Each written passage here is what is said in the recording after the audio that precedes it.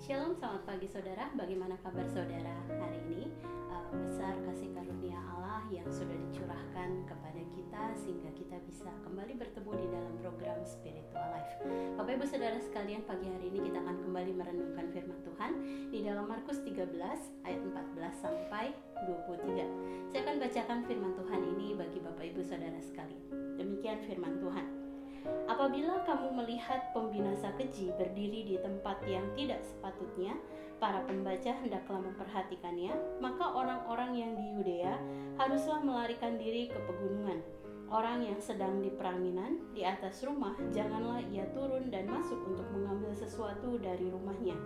Dan orang yang sedang di ladang, janganlah ia kembali untuk mengambil pakaiannya.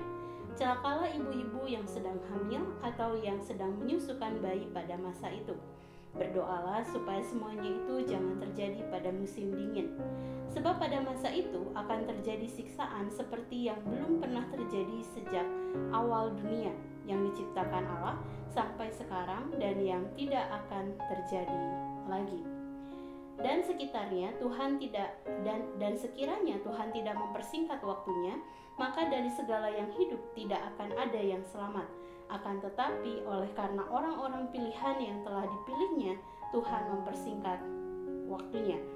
Pada waktu itu, jika orang berkata kepada kamu, lihat Mesias ada di sini, atau lihat Mesias ada di sana, jangan kamu percaya, sebab Mesias-Mesias palsu dan nabi-nabi palsu akan muncul, dan mereka akan mengadakan tanda-tanda dan mukjizat-mukjizat dengan maksud sekiranya mungkin menyesatkan orang-orang pilihan. Hati-hatilah kamu, aku sudah terlebih dahulu mengatakan semuanya ini kepada kamu.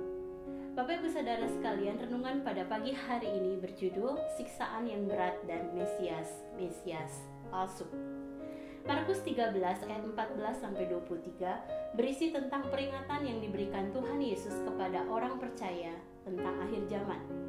Markus 13 memiliki latar belakang nubuat tentang penyerbuan tentara Romawi ke Yerusalem yang tercatat di dalam Markus 13 ayat 1 sampai 2 dengan tujuan untuk memusnahkan semua orang Yahudi. Tentu hal ini merupakan hal yang mengerikan, sebab akan terjadi pembunuhan massal terhadap umat pilihan Allah. Oleh sebab itu, Tuhan memperingatkan agar apabila saat itu tiba, maka semua orang, yang dimaksudkan adalah yang sedang berada di peranginan, yang sedang ada di ladang, ibu-ibu yang hamil, dan semua orang harus bergegas untuk menyelamatkan diri. Tuhan Yesus menggambarkan masa-masa ini sebagai sebuah masa yang mengerikan, yang belum pernah terjadi dan yang tidak akan terjadi lagi.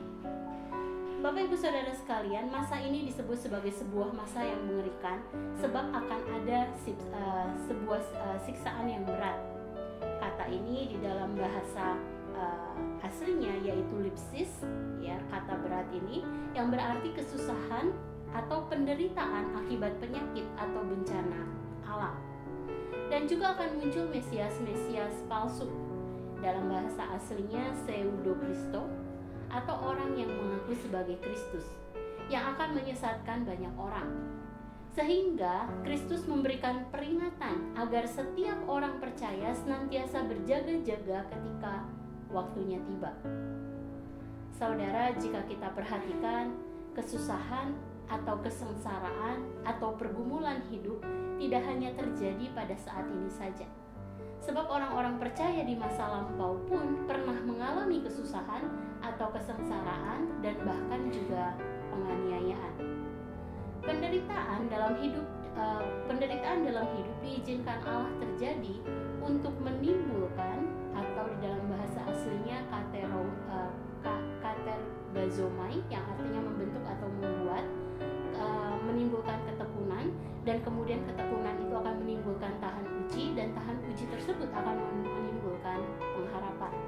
Hal ini tercatat di dalam Roma 5 ayat 3b sampai 4. Dengan demikian, penderitaan atau kesusahan yang sedang kita alami saat ini merupakan cara Allah membentuk sikap tekun dan tahan uji dalam diri kita, sehingga kita semakin kuat dan teguh dalam iman pada masa akhir zaman.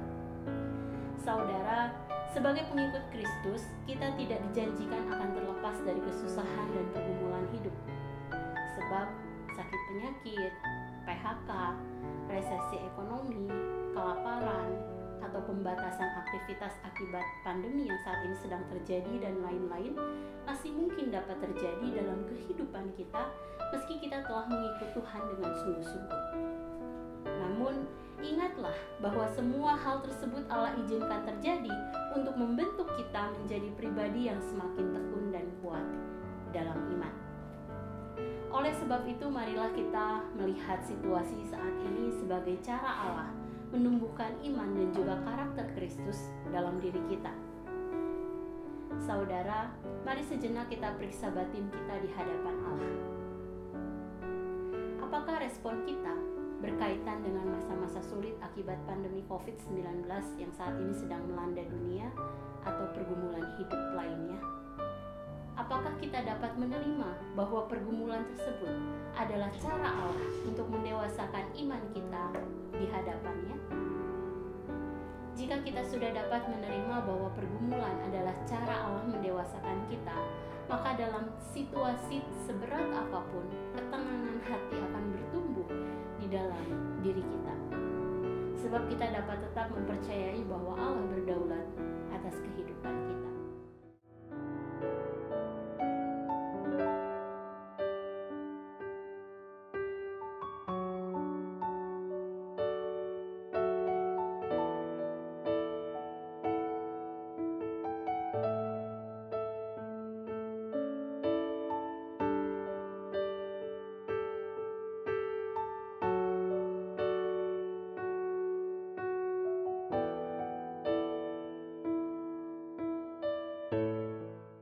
Demikian renungan pada pagi hari ini. Mari kita berdoa. Terima kasih Tuhan, satu hari Allah tambahkan dalam kehidupan kami. Mari ajar kami untuk kami bisa melihat penderitaan dari sudut pandangnya Allah, sehingga kami memahami bahwa ada maksud, bahwa ada tujuan ketika Tuhan mengizinkan kami mengalami penderitaan, kesakitan, ataupun masalah yang datang silih berganti dalam kehidupan kami. Mari kuatkan kami Tuhan di dalam pengiringan kami akan Engkau.